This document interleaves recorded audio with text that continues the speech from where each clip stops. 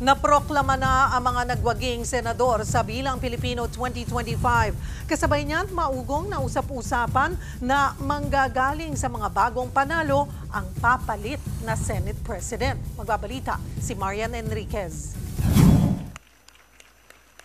Itinaas ng COMELEC Commissioners ang kamay ng 12 senador na nagwagi sa Bilang Pilipino 2025. Unang binasahan ng Certificate of Proclamation ang rank 12 na si re-electionist Senator Amy Marcos. Binanggit niya sa kanyang speech ang pamilya, kabilang ang inang si dating First Lady Imelda Marcos, pero hindi ang kapatid na si Pangulong Bongbong. Binati rin niya sina dating Pangulong Rodrigo Duterte at anak nitong si Vice President Sara na hanggang sa huli ay ikinampanya raw siya. Kahit gaano kailap at kahirap, ay isang katibayan na kapag ikaw ay nanindigan para sa tama, mananalo ka. Ang kasama niya noon sa kinalasang alyansa para sa bagong Pilipinas na si re-electionist Senator Lito Lapid ang sunod na iprinoklama. Nagpasalamat siya kay PBBM. Number 11 po ako, number 12. Nakakahinga na tayo, nakahinga na rin po. Naging emosyonal naman si Senator-elect Camille Villar na rank 10 nang pasalamatan ng amang si dating Senator Manny. Sunod na prinoklama si re-electionist Pia Cayetano na tumakbo rin sa ilalim ng alyansa, mga kasama niya sa slate at nagbabalik na sina Senators-elect Tito Soto at Ping Lacson na nabigo sa presidential at vice presidential race noong 2022 elections. At Senator-elect Rodante Marcoleta na kabilang naman sa Duterte ni dating Pangulong Duterte. Hindi naman nakadalo sa proklamasyon si Senator-elect Kiko Pangilinan na nasa Amerika para sa college graduation ng anak. Sa isang pahayag, nagpasalamat siya sa Diyos sa kanyang pagkapanalo. Ang ate niyang si Maricel at iba pang kaanak ang kumatawan kay Pangilinan sa proclamation. Sunod na prinoklama si Senator-elect Erwin Tulfo at si re-electionist Senator Bato de la Rosa na pangatlo sa pagkasenador. Ang higit 20.7 milyong botong nakuha niya, protest votes daw sa kinahinatnan ni dating Pangulong Duterte na inaresto ng International Criminal Court.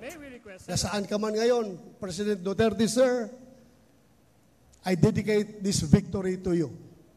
Bukod sa Diyos at pamilya, pinasalamatan din ng top 2 at nagbabalik na si Senator-elect Bam Aquino, ang kabataang volunteer sa kanyang kampanya.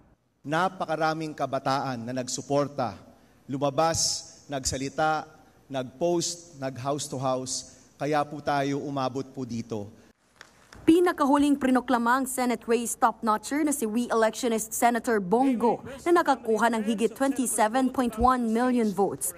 Nagpasalamat din siya kay dating Pangulong Duterte na naging mentor at inspirasyon daw niya sa pagseserbisyo. Huwag nating kalimutan ang kanyang mga sakripisyo para sa sambayanang Pilipino. Tinatandaan ko palagi ang sinasabi niya noon sa akin, just do what is right.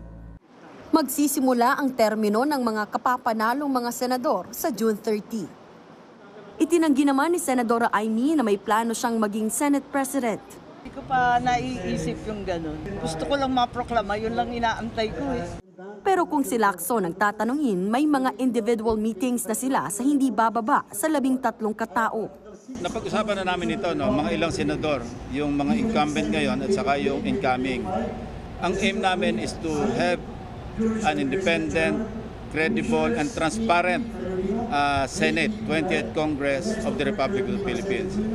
Si Senator-elect Tito Soto naman na dati na ring naging Senate President, bukas kung iaalok sa kanya ang pwesto. Whether you want to be or not, the important thing is that there are enough numbers to elect a Senate President. If my colleagues will offer me the position, I will gladly accept. Mamayang hapon, ipoproklama na ang mga nanalong party list group. Para sa 1PH, Marian Enriquez, News 5.